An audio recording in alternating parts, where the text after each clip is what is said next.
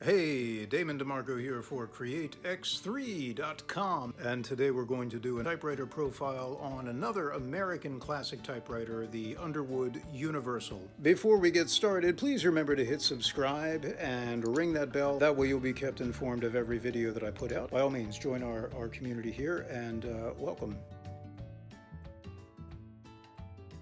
One thing about the Underwood Universal that immediately comes to mind, during my childhood, my brothers and I had a toy called Rock'em Sock'em Robots. Maybe you remember this one. Awesome toy. Basically, you mechanically beat the crap out of each other through surrogate robots, and that was better than us giving each other nosebleeds and concussions, which, you know, I grew up in a family of 4 sons, so we had our own way of dispensing the law. At any rate, the Underwood Universal really has that vibe to it. It is a bare bones, no nonsense, rattling along machine.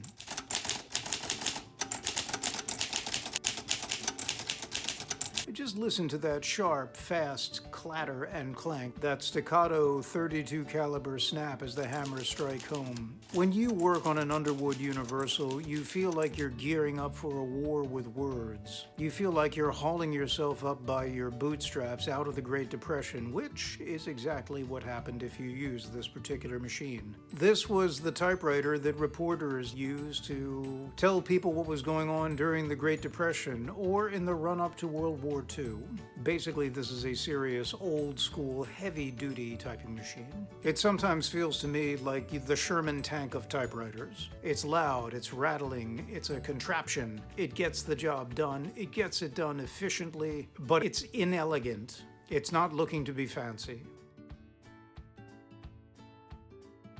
The specs of the Underwood Universal arrive at about 10.5 pounds for weight. That's pretty light. 10.5 inches wide and 11 inches deep. That's very compact, even small for a portable typewriter. 5.75 inches tall. So again, that's very, very smallish for a portable typewriter. But for all that, it packs quite a wallop. A little bit of company history here. Basically, in the 1890s, there was a man named John T. Underwood, and his company was a firearms company, which is how most typewriter companies began. Underwood at one point had a sewing machine business, very common for typewriters, sewing machines, and guns to go together, but it had spun that division off. He also provided a lot of paper and ink ribbons to the nascent, burgeoning typewriter industry. Remington was pretty much the big player in those days, and Underwood's company produced goods that would help Remington typewriters function. At a certain point, around 1890, John T. Underwood was asking himself, what am I going to do with this company of mine? The Remington company was going to start its own consumables division, meaning it was going to produce its own paper to go with its typewriters. It was going to produce its own ribbons to go with its typewriters. So John T. Underwood said, well, if you're going to do that, then I just might as well produce my own typewriters. He got together with a German-American inventor named Franz X. Faulkner. Faulkner took a lot of features from other typewriters of the day that were doing well, and he kind of combined them into his own design. One of their biggest selling machines was the Underwood No. 5, a desktop model. These days we would consider it a behemoth, 35 or 40 pounds of heavy typing iron, but back in the day, mid-1910s all the way up to the early 1930s, the Underwood No. 5 was one of, if not the, go-to standard office typewriters. Underwood found itself pretty much at the top of the heap at that point. Underwood Typewriters was the most valuable typewriter company, selling the most typewriters in the world. In fact, in 1927, they merged with the Elliott Fisher Company. You can still find Elliott Fisher typewriters, they're out there. The idea behind merging with Elliott Fisher was to ensure that Underwood had the largest slice of the market pie. And indeed, it seems like they did for a while. However, paradoxically, this is where the company began to fail. Part of the problem, according to one article that I read, is that Underwood typewriters were made so well that you never had to replace them. Take that, planned obsolescence. This is borne out by my experience of my own Underwood Universal, which we're about to spotlight here in just a moment. You can't break the thing. I haven't thrown it against a wall or off a cliff or anything like that, but I have to tell you, you're not going to find a more solid writing machine anywhere, period. In this manner, it seems that Underwood literally priced itself out of the market. Its machines required so little replacement that there was just not a big need for them anymore. And then World War II came along. along. Suddenly, all materials, all manpower, all manufacturing capability got shunted into the war effort. After World War II, Underwood found itself struggling. Eventually, the company was purchased by Olivetti, which became Olivetti-Underwood in 1959. I think it was 1959. Let me check my phone. Yes, 1959. Very, very common to see Olivetti-Underwood on a variety of machines from the late 50s and especially early 60s. People ask me, well, what famous writers use this particular type of typewriter? Well, you know, I looked it up. Unfortunately, it's nobody you've probably heard of. There's this guy named Hemingway, Robert E. Howard, William Faulkner, F. Scott Fitzgerald. Did I read anything by him?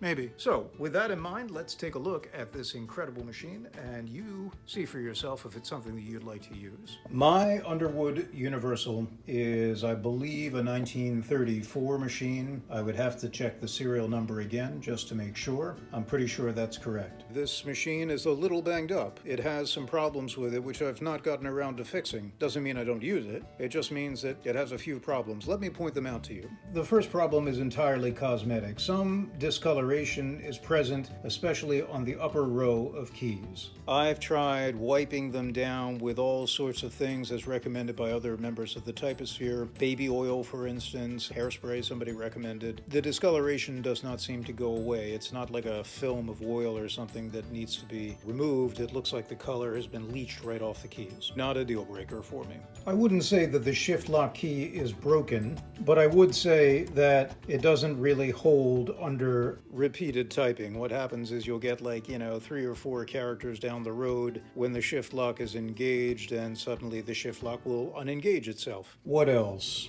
Well, the platen on this machine is hard as a rock. I haven't gotten around to replacing that either. But the feed rollers work just fine. The machine actually works just fine. You'll hear when I use it that there's a very, very, very harsh clatter. Part of that is that that's the way Underwood Universals were designed, and part of that is also because, again, it's like typing on granite. That platen is very, very hard. Perhaps the most significant weirdness about this machine, you can see right here that it's missing its feet. I jerry-rigged these rubber door stops, which I screwed in. You can see the screw right up in here by my thumb, through little mounting brackets that I made out of circular wedges of cork and colored black with a magic marker. That's a totally high-tech fix. The reason I've never replaced these jerry-rigged feet, I'll be damned if they don't work better than anything that I could have possibly predicted. They grip any tabletop very, very firmly. They say that if it ain't broke, don't fix it. Well, I fixed it. It's still broke. And frankly, I couldn't care less. I've had feet that'll go to this typewriter for years, and I've never felt an urge to put them on and take away the ones that I jerry-rig because they work so well. While we have the machine up, you can see here this desiccated, it's a dried out layer of acoustic shielding. It was probably never that thick, but it was there to dampen the noise of the machine as it was being used. And I have to say, this is one of the louder machines that I have. So that sound dampening material was probably working over time.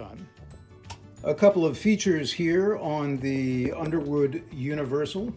Carriage is here. Your carriage release levers are here on the left-hand side and also over here on the right-hand side. Your paper release lever is right here. Pull that forward and you can take the paper freely out of the platen. Here's your paper bail. On the Underwood Universal, it kind of levers forward. I like that. I think that works really well. It's very economic, and I've always found it to be easy to apply. The Underwood Universal has these paper stays right here, which are interesting. On other models, the Smith Corona Silent Super and so forth, they have roller paper fingers. Not on the Underwood Universal. These two clips ride along here. They are formed to the platen so that as the machine moves past, it will, you can see, drag the paper fingers along with it. There is a paper ruler down here. There is also a ruler across the top.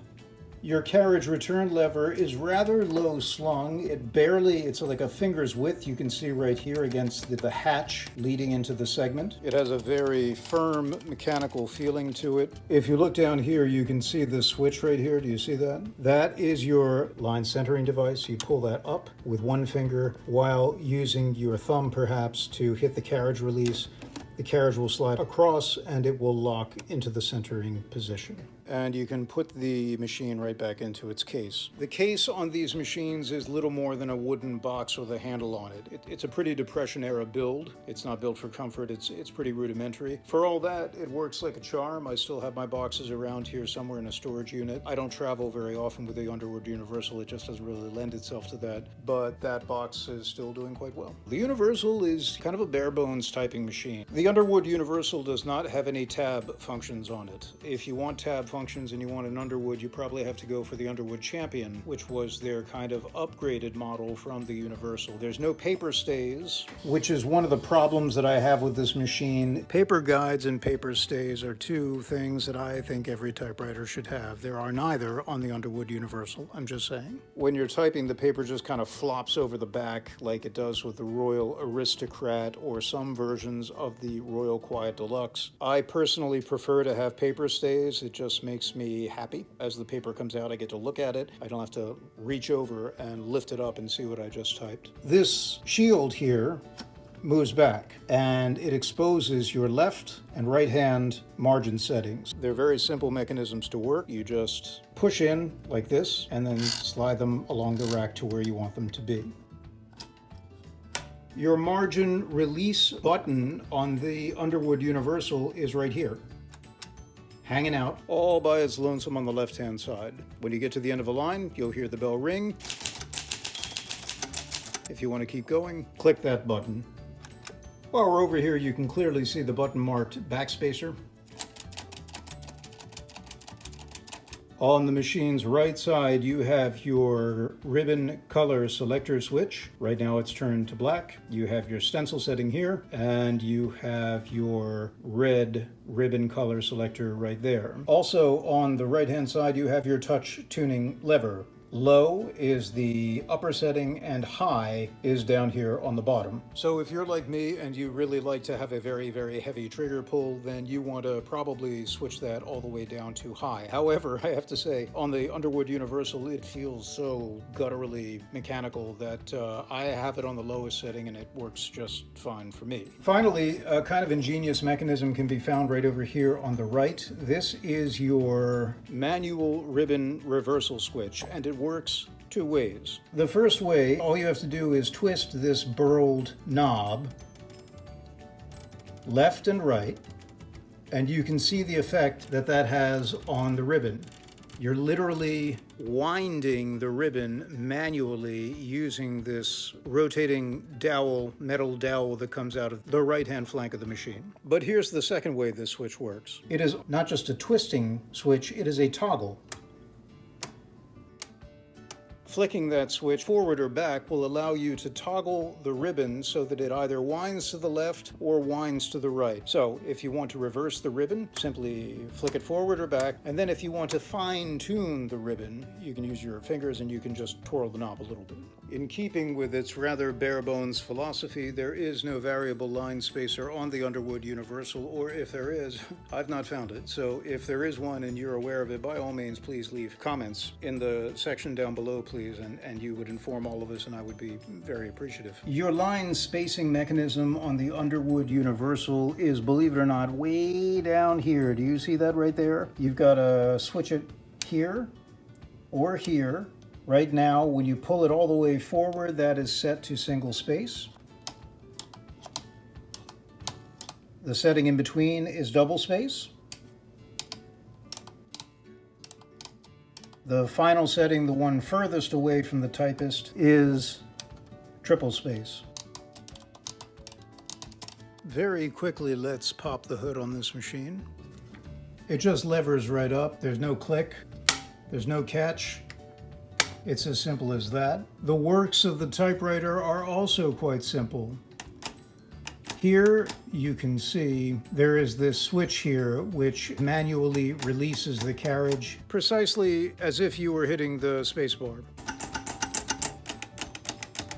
I don't honestly know what that was there for, but it's there, and it's a useful thing to have, I suppose. You can see that the works are very, very simplified and basic. It is, again, one of the more stripped down typewriters I think you'll find anywhere, really, but also one of the most effective because of that simplicity. It doesn't have any airs about it. It doesn't try to be more than it is. It's just a bulldozer of a typewriter. On the top hatch, you probably can't see this because of the lighting, but there's more of this acoustic dampening.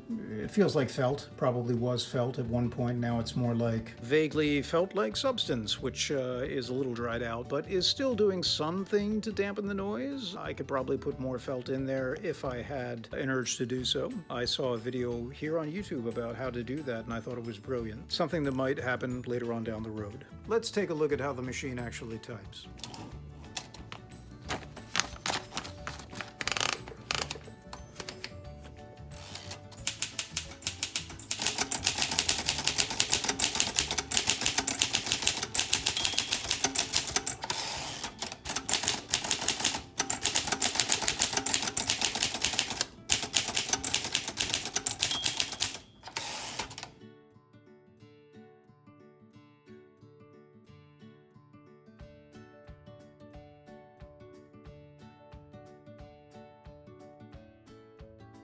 So that's it for right now. Thank you for watching this profile of the 1934 Underwood Universal. Please remember to hit subscribe down here, ring the bell so that you make sure to get all the latest from this channel, and be sure to go to createx3.com and sign up for our newsletter. We have a really dedicated community of people who are into maximizing their creativity. So thank you in advance for joining us, and welcome. Again, for createx3.com, my name is Damon DiMarco. Stay happy, stay healthy, and stay creative.